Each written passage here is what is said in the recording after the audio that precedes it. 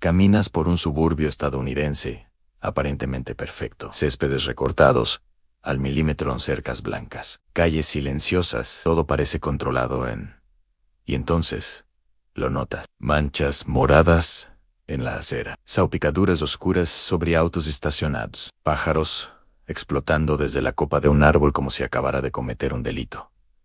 Y en algunas ciudades, lo hizo. Este árbol puede producir más de 500 kilos de fruta en un solo año. Una fruta tan poderosa que alimentó imperios, sostuvo la ruta comercial más famosa de la historia humana y ayudó a detonar una de las primeras burbujas especulativas de Estados Unidos. Una fruta tan abundante que las ciudades modernas decidieron ilegalizar el árbol, no porque fuera peligrosa, no porque fuera venenosa, sino porque producía demasiada comida. Esta es la historia de la morera perenne, el árbol que demostró que la abundancia solo es un problema cuando no se puede vender. Bienvenido a Naturaleza Oculta. Si crees que el sistema alimentario moderno tiene sentido, esta historia va a incomodarte. Empecemos con una contradicción tan absurda que parece inventada. Hoy, millones de personas pagan casi $7 por una pequeña caja de plástico con un puñado de moras importadas. Esas frutas se cultivan a miles de kilómetros, se cosechan verdes, se refrigeran, se transportan en camiones durante días y se venden como un lujo saludable. Al mismo tiempo, los gobiernos municipales gastan dinero público para talar árboles que producen frutas superiores en nutrición, resistencia y rendimiento simplemente porque son sucios. Esa palabra debería levantar alarmas, porque la naturaleza siempre es desordenada. Solo los sistemas artificiales exigen limpieza absoluta. La morera no encaja en una cadena de suministro controlada por el lucro. Ese es su verdadero crimen. Ahora quitemos la reputación y miremos los números. Porque cuando lo hacemos, las frutas que hoy llamamos superalimentos empiezan a verse débiles. Hablemos de hierro. La deficiencia de hierro es una de las carencias nutricionales más comunes en Estados Unidos. Se nos dice que comamos espinaca, pero la espinaca contiene oxalatos que bloquean la absorción del hierro. Los arándanos, íconos del marketing antioxidante, contienen aproximadamente 0,4 miligramos de hierro por cada 100 gramos. Eso es casi irrelevante. Podrías comer recipientes enteros y apenas notarías diferencia. Las moras de morera aportan entre 18 y 26 miligramos por cada 100 gramos. Eso es entre 5 y 6 veces más. Que una fruta rivalice con vegetales de hoja, e incluso con algunos cortes de carne en densidad mineral, no es normal. Es una anomalía biológica. Esto no es fruta decorativa, es alimento constructor de sangre. Luego está el resveratrol, el compuesto al que la gente atribuye las supuestas virtudes del vino tinto. En las uvas, el resveratrol se concentra casi exclusivamente en la piel. En las moras de morera, impregna toda la fruta. Investigaciones muestran concentraciones superiores a 50 microgramos por gramo, aproximadamente 5 veces más que en las uvas. Para obtener el mismo impacto de resveratrol que ofrece un puñado de moras, tendrías que beber litros de vino. Y en ese punto, cualquier beneficio queda destruido por el alcohol. La morera lo entrega sin el daño en ahora.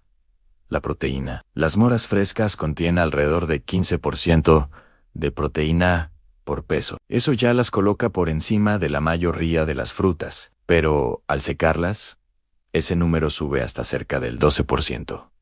Eso no es un postre, eso es comida de supervivencia. Raciones de caminata, nutrición resistente a la escasez. Y la vitamina C, una porción de moras, aporta alrededor de 36 miligramos. Los arándanos no llegan a 10. La comparación ni siquiera es justa. Entonces, si este árbol es tan productivo, tan nutritivo y tan resistente, ¿por qué no está plantado en todas partes? Porque en la década de 1830, Estados Unidos no solo cultivó moreras, perdió la cabeza por ellas. La seda era el petróleo del mundo antiguo. Durante siglos, China controló su producción. La ruta de la seda existió gracias a un insecto y a un solo árbol. El gusano de seda se alimenta exclusivamente de hojas de morera. Cuando los agricultores estadounidenses entendieron esto, nació una fantasía: plantar los árboles, criar los gusanos, controlar la seda. Competir con China, enriquecerse la variedad perseguida, fue Mores multicoles, una morera blanca de crecimiento rápido. La especulación explotó. En 1834, un arbolito costaba $4. Para 1830, se echó un solo ejemplar. Se vendía por el equivalente moderno de cientos de dólares. Agricultores hipotecaron sus tierras para comprar ramas. Los viveros abandonaron cultivos alimentarios para producir únicamente moreras.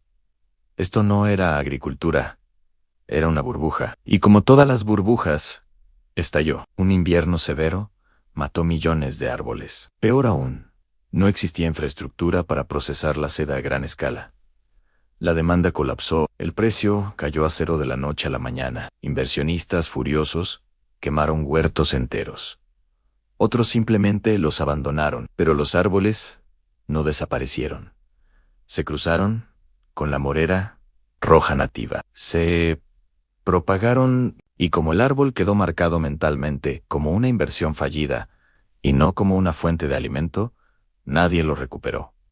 Cuando el dinero desapareció, también lo hizo el interés. Ese error moldeó el paisaje estadounidense. Luego, llegaron los suburbios. Después de la Segunda Guerra Mundial, los jardines dejaron de ser productivos y se volvieron decorativos. El césped reemplazó a la huerta.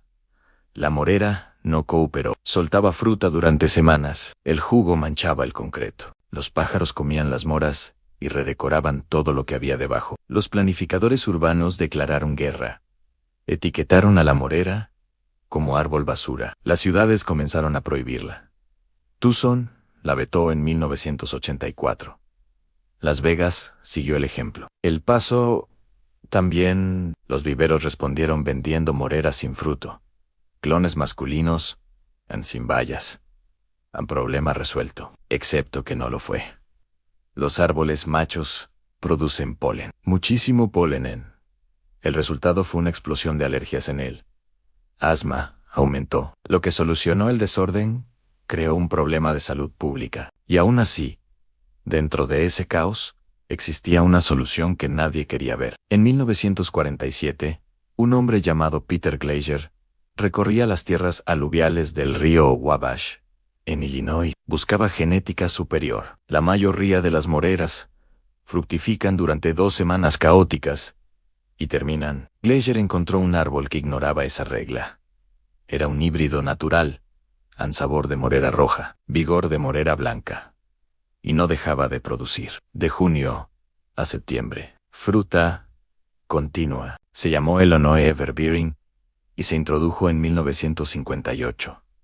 Este árbol resolvió todas las quejas: sabor, abastecimiento, confiabilidad.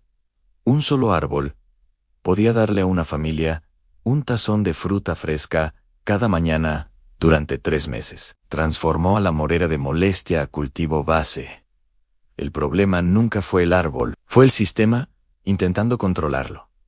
Entonces, ¿cómo se recupera? Primero, seguridad.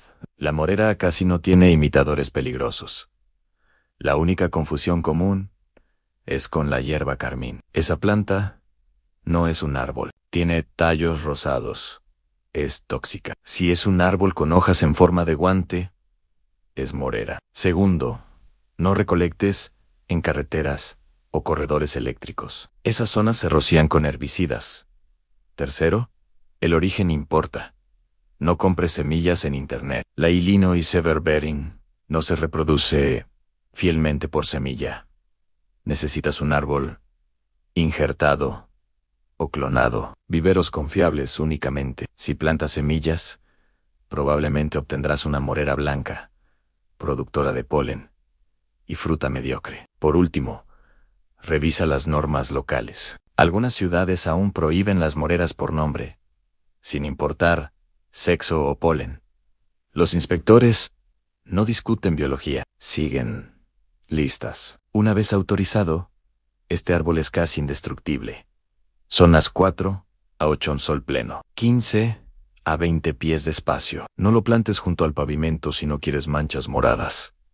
Es resistente a la sequía, a las plagas, y vive décadas. Nos enseñaron que el lujo es caro, que la escasez equivale a valor, pero el verdadero lujo es lo que no puede venderse. Una fruta demasiado delicada para transportarse, demasiado abundante para racionarse, demasiado generosa para controlarse. La morera no fue prohibida porque fracasó, fue prohibida porque funcionó. Esto es lo que naturaleza oculta existe para revelar. Las plantas que la civilización intentó borrar, no porque fueran inútiles, sino porque hacían al sistema sentirse amenazado. Si esto cambió tu forma de ver la comida, suscríbete. El jardín recuerda lo que nosotros olvidamos.